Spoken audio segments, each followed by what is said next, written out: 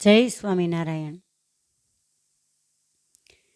સંસારરૂપી દાવાગ્નિની અંદર આધિ વ્યાધિ અને ઉપાધિમાં ચલતો જીવાત્મા એ જ્યારે પરમાત્મા સુધી પહોંચવા માટે આમથી આમ દોડધામ કરે છે, પણ એ જો મુમુક્ષુ હોય તો હું પાછા. અને જ્યારે એને સંત અને શાસ્ત્રરૂપી કિનારો સાગર એ મળી જાય, સંતરૂપી નાવ મળી જાય, શાસ્ત્રરૂપી સાગર મળી જાય, ત્યારે એ પોતાની ભવસાગરની જે નૌકા એને પરમાત્મા સુધી પહોંચાડી શકે છે.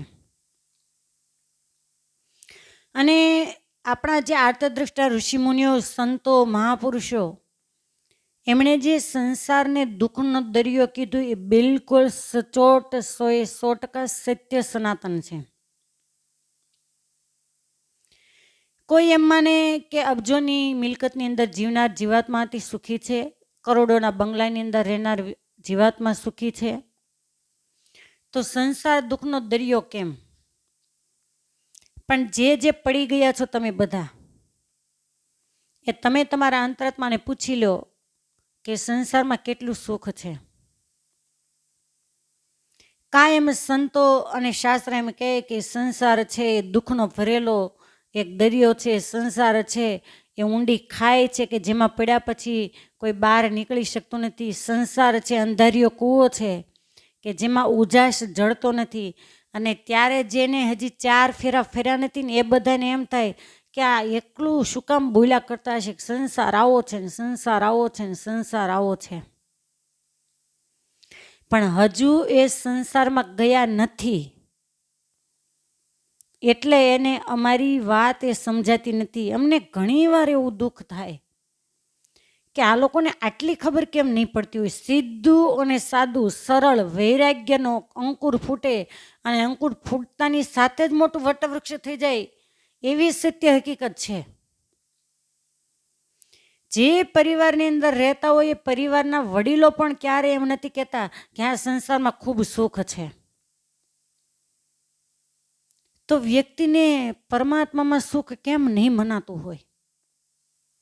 રાત્રિ દિવસ તમે જુઓ તો એક બે વ્યક્તિને ભેગું થયું ન થાય. પોતપોતાના ઘરની વરાળ એકાબીજી કાઢતા જ હોય અને એકાબીજી કોઈને મળી શકે એવી પરિસ્થિતિ ન હોય તો અમે તો બેઠા જ છીએ તમારા માટે. કે કલાકોની કલાક વહી જાય પણ તમારી જે વાતોનો અવધિ એ પૂરો ન થાય. રામાયણનો તો તુલસીદાસજીને વાલ્મીકીજીએ લખ્યા પછી અંત ગણાઈ ગયો. મહાભારત વ્યાસ ભગવાને લખ્યા પછી એનો અંત કહેવાઈ ગયો. છતાંય તમારા સંસારરૂપી વાતોમાં તમે એમ કહો છો કે રામાયણ ખૂટતી જ નથી. એવી આ સંસારની ઝંઝાવત, જેમાં પેલો કહેવાય ને કે કુંવારાને કોડ ઘણો અને પરણેલા પસ્તાય એના જેવું છે કે ચૂરમાના સરસ મજાના લાડુ બનાવ્યા હોય પણ ભારોભાર ભોગાવાની રેતી હોય, ખબર ન હોય કે આમાં ભોગાવાની રેતી ભેળવી છે. અને જ્યાં બટકું મોઢામાં મૂકે તો દાંતની હારે કચકચાટી થાય, પછી તો ન ગળા નીચે ઉતારી શકાય કે ન બહાર ફેંકી શકાય, ન મોઢામાં રાખી શકાય. એને ગમે તેમ કરી અને ગળાના નીચે ઉતારે જો છૂટક્યો, ન ઉતારવું હોય તોય એમ એકવાર જેની સંસારની અંદર ઝંપલાવી દીધું એની પરિસ્થિતિ આ ઊભી થાય. ઘણીવાર સંતો રમૂજી દ્રષ્ટાંતથી આ સંસાર ચક્રને સમજાવતા હોય કે પહેલાં ગામડિયાની અંદર આજે કોઈ પણ વ્યક્તિને પશુઓ રાખવા ગમતા નથી. અને પછી આપણે એમ કહીએ કે આવા તો રોગના નામ સાંભળ્યા જ નહોતા, કોણ જાણે ક્યાંથી ના બધા નવા નવા રોગ આવ્યા છે. એનું એક જ કારણ છે કે ખેતીવાડી છે એને મજૂર લોકો વાવવા માટે તમે આપી દો છો. ઘરમાં કોઈને છાણવાળો હાથ કરવો નથી એટલે પશુ કોઈ રાખતા નથી. બધું જ દવાથી પકાવેલું ખાવામાં આવે છે, જમવાના ઉપયોગમાં આવે છે. પછી જાત જાતના રોગ ન થાય તો બીજું શું થાય? આપણે આમંત્રણ દઈને એને લઈ આવ્યા છીએ. નિષ્કળાન સમયે કીધું કે રૂવાડે રૂવાડે બે બેઠા છે. એવા 33 કરોડ રૂવાડા આપણા છે ને એક રૂવાડે 2 રોગ નિષ્કળાન સમયે બતાવ્યા છે. આજના ડૉક્ટરો બતાવે કે ન બતાવે. એનું જો કોઈ કારણ હોય તો પહેલાં ચોખ્ખું દૂધ ઘી એ મળતું હતું. અને તમે જોજો કે ઘરની ગાયનું કે ભેંસનું દૂધ હોય અને એને માનો સવારથી સાંજ સુધી એને રાખવામાં આવે, ઠંડી હવા હોય તો સારું રહે, નહીંતર તરત જ બગડી જશે. આજે તમારે અમૂલની કોથળીઓ 2 દિવસ પડી રહી તો બગડતી નથી. એનું કારણ શું? કેટલા કેમિકલ્સ ભેળવવામાં આવતા હશે.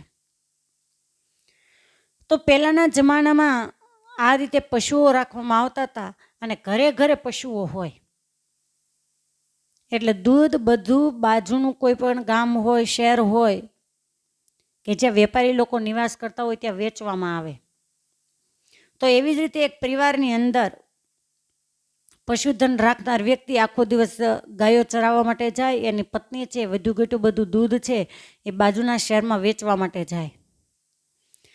હવે ઘરે નાના બાળકો હોય અને એ સમય એવો હતો કે માં કે બાપ કોઈ બહાર ગામ જાય ને તો એના માટે કોઈ ફળ ફૂલ કે ગાંઠિયા કે કોઈ વસ્તુ જમવાની લઈ આવે, નાસ્તો, જેને આપણે ગામડાની ભાષામાં ભાગ કહેતા હતા, ભાગ લઈ આવે.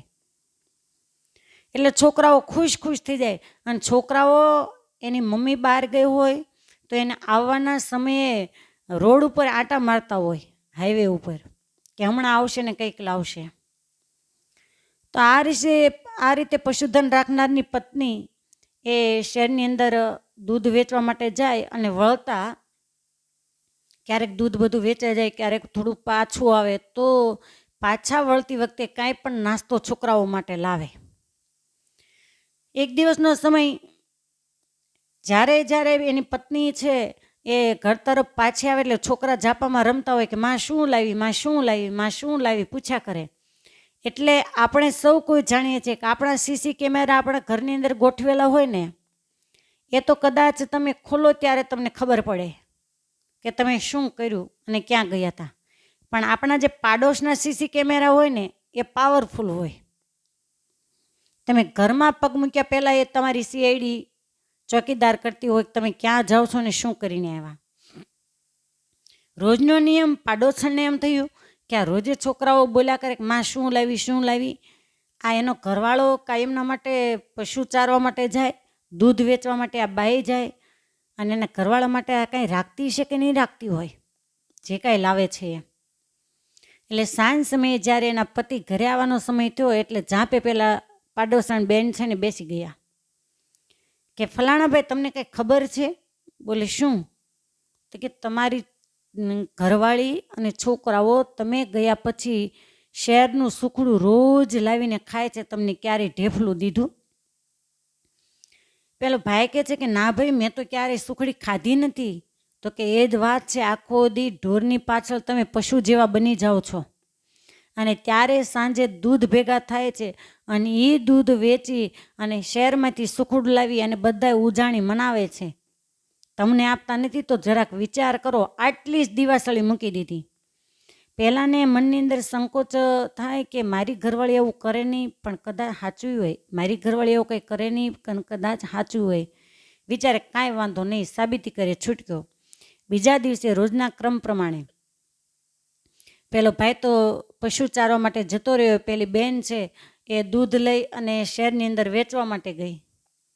બનવાકાળ બન્યો એવું કે એ દિવસે પેલા બોઘરણા આવતા પિત્તળના, તો દૂધ વધ્યું અને વેચાણું નહીં. ઘણીવાર આવું બનતું હતું એટલે બગોણામાં વધેલું દૂધ એ પાછું લઈને ફરતા હતા. હવે બેન જ્યારે આવે છે, ગામની બહાર નીકળી ગયા, એને યાદ આવ્યું કે આજે તો છોકરા માટે કાંઈ પણ નાસ્તો લીધો નહીં, ભૂલાઈ ગયો. હવે શું કરું? છોકરાઓ રાહ જોઈને બેઠા હશે. ક્યારેક ગાંઠિયાને કોઈ ચીજ વસ્તુઓ એવી ખાવાની લઈ આવતા હતા. ત્યાં એને સામે સિચોડામાં પીલાતો ગરમ ગોળ બનતો હતો એ જોયો. વિચારે કે કાંઈ વાંધો નહીં, ગરમ ગોળ લઈ જાવ. એ વખતે ગોળય નહોતો મળતો એ જમાનાની અંદર. માણસ બીમાર થાય, છોકરાઓ બીમાર થાય ત્યારે એને બિસ્કિટ લાવી દેવામાં આવે. અત્યારે એ બિસ્કિટ કૂતરાઓ નથી ખાતા, એવી પરિસ્થિતિ હતી. કોઈ પાસે પૈસો જ નહોતો તો ક્યાંથી લાવે? ગરમનો ગોળ બનતો તો ત્યાં ગયા, એ કોલ પાસે ગયા, પણ વિચારે કે ગરમ ગોળ કાંઈ કાયમ તો હાડલાના હમટાની અંદર બધી વસ્તુ લઈ લે છેડામાં, ગાંઠિયા હોય કે કાંઈ પણ વસ્તુ હોય. હવે ગરમ ગોળને તો સાડલામાં લેવાય નહીં છેડામાં, એટલે વિચાર્યું કે આ બગોણાની અંદર નાખી દો, પણ ભૂલાઈ ગયું કે બગોણામાં દૂધ વધ્યું છે. બગોણાની અંદર ગોળ નાખી દીધો. પછી ચાલતા થયા. હવે ગમે તો સ્ત્રી સ્વભાવ, અને પહેલાં એવું હતું કે ગામના પાદરમાં પશુઓ બેઠા હોય તો બહેનો છાણ વીણવા માટે જાય. વાડીએ જતા હોય તો પણ સૂંડલો મસ્તક ઉપર જ હોય, રસ્તામાં છાણા અડાયા બધું વીણતા આવે કે જેથી કરી ખેતીવાડીની અંદર ખાતર તરીકે ઉપયોગમાં લઈ શકાય. એટલે ઘોડાની લાદ પડેલી રસ્તામાં. હવે આનો સ્ત્રી સ્વભાવ, ઘોડાની લાદ એને ભેગી કરી અને કે આને શેમાં લેવી, એટલે નાખે બગોણામાં. હવે ઓલા ચાલતા ચાલતા દૂધમાં ડબક ડબક થઈ અને ગોળ તો એક રસ થઈ જ ગયો હતો, અને એમાં એને નાખી ઘોડાની લાદ. એટલે ઘરનો ઝાંપો આવ્યો ને ત્યાં ડબક ડબક થઈ અને ચાસણી ચડીને ગુલાબજાંબુ થઈ ગયા.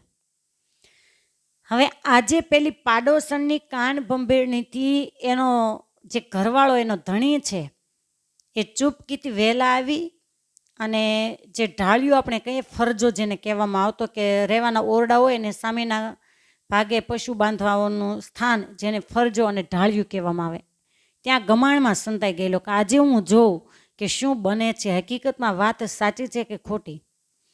અને જ્યાં ઘરવાળી પાછી આવે એટલે છોકરાઓ તો મંડા ઠેકડા મારવા, તાળીઓ પાડી કે માં આજે શું લાવી, માં આજે શું લાવી. એટલે પહેલાંના કાન ચમક્યા કે માનો ન માનો વાત તો સાચી છે કે આ શેરનું સુખડું રોજે મારાથી છાનામાના મારી ઘરવાળી અને છોકરાઓ ખાય છે, પણ આજે બંદો જો એના હાથમાં આવે દે તો ખબર પડે કે શેરનું સુખડું એકલા કેમ ખવાય છે. એક કણીકો હાથમાં ન આવવા દો, અને આમ તરાપ મારીને કેમ કોઈ બિલ્લી એના ખાદ્ય ઉપર આમ ત્રાક મારીને બેઠી હોય આંખ માંડીને, કોઈ સિંહ કોઈ શિકાર નીકળે એના માટે આમ લક્ષ્ય રાખીને બેઠો હોય, એમ આ ગમાણમાં હાવજ થઈને બેઠો. અને જેવી એની પત્ની ઝાપામાં પગ મૂકે અને ઠેકડો મારીને જેમ આકાશમાં ફરતું બાજ એ નીચે એની દ્રષ્ટિ પર એનું ખાદ્ય દેખાય અને તરાપ મારે, એમ તરાપ મારી અને બોઘોણું લઈને ઉપડી ગયો. એની ઘરવાળી રાડો પાડે કે પણ કઈ બાજુ તમે લઈ જાઓ છો, તમે સાંભળો તો ખરા, તમે સાંભળો તો ખરા, પણ સાંભળે એ બીજા. મનમાં મનમાં બોલતો જાય કે ઘણા દિવસ બધાએ હૈયારું ખાધું, મને હુવાંગ ખાવા દો. અને સીધું ફરજો જે ઢાળ્યું હતું એ ઢાળિયામાં એક બાજુ ખૂણામાં જઈ અને માંડ્યો ગુલાબજાંબુ ખાવા. હવે એને તો કાંઈ ખબર નથી, ગળ્યું લાગ્યું અને તોય એ તો ચાટે છે ભાઈ. અને એ જ વખતે મેં કીધું એમ કે સીસી કે મારે સીઆઈડી તો હાજર હાજર હતા, અને એ વખતે કાંઈ એવા લોક થાય એવા દરવાજા નહીં. એક ફળીની અંદર બધાના અલગ અલગ ઝાપા, ખાલી પેલા ઘાસના બાંધેલા હોય અથવા તો કરગઠિયા જે હોય સુકાઈ ગયેલા બોરડીના ઝાડા કે એનાથી ઝાપા બાંધવામાં આવે. એટલે પેલી પાડોશણ આવીને કે કાં ફલાણા ભાઈ શેરનું સુખડું કેવુંક લાગ્યું, વાત સાચી કે ખોટી? ત્યારે કહેશે કે હાવ સાચી વાત, શેરનું હુકડું એ કે ઘણા દિવસ ખાધું, આજ મારા ભાગમાં આવ્યું, પણ ગળહટું તો લાગે પણ ડૂચુડા બહુ વળે છે. ઘણું ગળહટું છે, જેમ સૂચું એમ રસ આવે પણ ડૂચા બહુ વળે છે. બસ કહેવાનું કે આ તો એક રમૂજી દ્રષ્ટાંત છે, સંસારનું સુખ આવું જ છે કે ઉપરથી તમને દેખાય ગળસટું, આમ એમ થાય કે ઓહો આટલું સુખ ભોગવી લઉં, આટલું સુખ ભોગવી લઉં, અને જ્યાં એ સુખ તરફ પગલી માંડો ને તો ક્યારે કેટલા ડૂચા વળે ને કાંઈ નક્કી નહીં. બિલકુલ સંસારના સુખની અંદર જે સુખની માન્યતા રાખે છે એ ભ્રમ છે, બહેતર છે કે પડી ગયા તે પડી ગયા, હવે એમાં પડ્યું જ રહેવું એનું નામ માણસ નથી. સંસારમાં રહી અને સર્વેશ્વરને પામી જવું એ જ આ માણસના દેહે કરી અને એના જીવનની સાફલ્યતા માની શકાય. સુખી તો જગતની અંદર સંત છે કે જે બ્રહ્માનંદ સ્વામીએ કહ્યું એ ખોટું નથી કે પરણી પ્રીતમ પ્યારો અખંડ સોહાગ મારો, રંડા પાણી બિકટાળી રે, શીરને સાટે વૈરામે તો વનમાળી, વૈરામે તો વનમાળી, વૈરામે તો વનમાળી રે, શિરને સાટે. જેટલા સંસારમાં રહી અને સંસારથી વિરક્ત થઈ પરમાત્માને પામી ગયા, એ જ એના જીવનની અંદર મોક્ષરૂપી ફળ એને પામી ગયા. બસ સંસાર છે એ ખારો દરિયો છે, પણ એમાં પરમાત્મા રૂપી મીઠી વીરડી એને ગોતી અને પોતાની જે તૃષા છે એને બુઝાવી દેવી, એને સમાવી દેવી. એ જ મનુષ્ય જીવનની સફળતા છે. એ જ મનુષ્ય જીવન એને પરમાત્માએ આપ્યું, એને પરમાત્માના ધામ સુધી પહોંચાડે એવું લક્ષ્ય સાધી લેવું. અસ્તુ. જય સ્વામિનારાયણ.